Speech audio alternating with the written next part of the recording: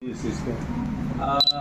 18 सितंबर है और आज की तारीख पूरे देश के पिछड़े वर्ग के लोगों को एकजुट करने के लिए, उनको हक, अधिकार, सम्मान दिलाने के लिए और लगातार इस देश में संविधान और मंडल कमीशन की बुनियाद वो कैसे मजबूत हो, इसका काम करने वाले एक बड़े नायक, हम सबके वैचारिक पुरोधा बाबू शिवदयाल सिंह चौरसिया जी का आज स्मृति दिवस है, उनको याद करने का दिन है।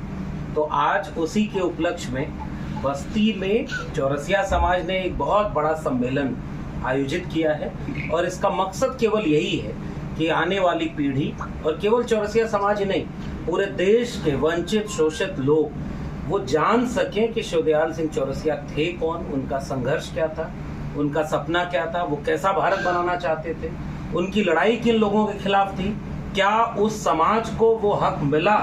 और आज 2024 में जब देश में अमृत काल मनाया जा रहा है, क्या भारत का संविधान, मंडल कमीशन, ओबीसी, उसको जितना हक अधिकार पहुंचना था, गांव तक पहुंचना था, आखिरी व्यक्ति तक पहुंचना, वो पहुंच पा रहा है कि नहीं, उसके सामने मुश्किलें क्या हैं, उन सारी बातों को लेकर के सामाजिक जागरूकता का ये एक अभियान है जिसमें बाबूजी को याद करके उनके मिशन और उनके विचार को आगे बढ़ाने का काम किया जाए। बीच में एक नारा आया था, लोकतंत्र में हमेशा ये बात आती है कि जिसकी जितनी भागीदारी, जिसकी जितनी हिस्सेदारी, उसकी उतनी भागीदारी।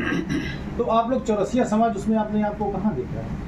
देखिए, खूबसूरती तो ये है कि जो नारा है सबको हिस्सा दिलाने का, जिसकी जितनी संख्या भारी उसकी उतनी हिस्सेदारी, जिसकी जितनी भी संख्या है, हम पूरे देश के संविधान को मानने वाले लोग ये कह रहे हैं कि जाति जनगणना हो ताकि पता चले कि संख्या है कितनी, तब न पता चलेगा वो कितनी भारी है या हल्की है। तो जाति जनगणना होनी चाहिए, सबको पता चले कि उस समाज में कितने शिक्षा पहुंची, रोजगार पहुंचा, कितना जमीन का मालिकाना हक है, कितना बिजनेस व्यापार है और क्या नहीं है। जब ये हिस्सा पता चलेगा तो सबको सबका हिस्सा मिले।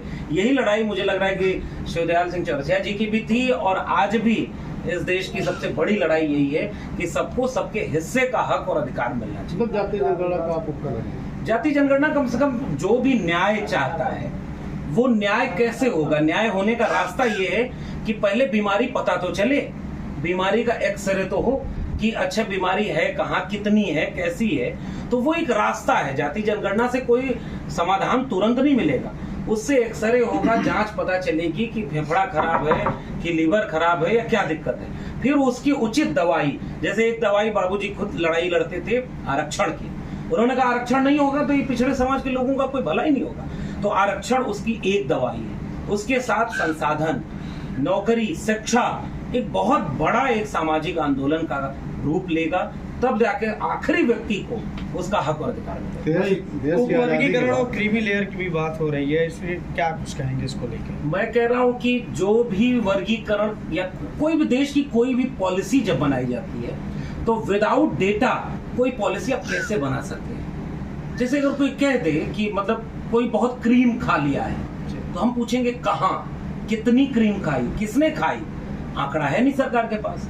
तो आंकड़े सबसे बुनियादी जरूरत होते हैं। कहीं आपको बंटवारा करना है, किसी को जोड़ना है, किसी को हिस्सा दिलाना है, इन सब के लिए आंकड़े चाहिए और इस देश के पास आंकड़े नहीं है। इस देश में ओबीसी और तमाम लोगों के लिए कितने हिस्सा किसने किसका खाया या कितना बंटवारा होना चाहिए, आंकड़े मिल जाए, फिर एक नीति बने और हर उस नीति का हम समर्थन करते हैं जो आखिरी पायदान पर खड़े व्यक्ति को उसका हक और हिस्सा दे। राहुल गांधी लगातार ये उठा रहे हैं मुद्दा, अखिलेश यादव भी, क्या मतलब आप लोग सरकार से भी इस तरह की डिमांड रखिए अपने इस तरह से कि? देखिए, दो मोर्चों पर हमेशा समाज लड़ता है। एक राजनीतिक लड़ाई होती है जिसको राजनीतिक तरीके से लड़ा जाता है और एक सामाजिक और सांस्कृतिक लड़ाई होती है।